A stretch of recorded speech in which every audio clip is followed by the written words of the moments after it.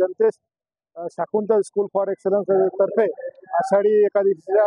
हार्दिक शुभेच्छा देतो आणि देवाला सांगडं घालतो की बळीराजा जो गरीब शेतकरी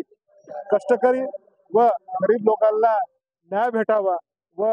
त्यांचं सुख समाधान लाभावं ही ईश्वरचरणी प्रार्थना करतो।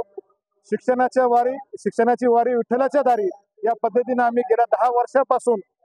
शाकुंतल स्कूल फॉर एक्सलन्स ही गजानन महाराज पासून ते विठ्ठल मंदिरापर्यंत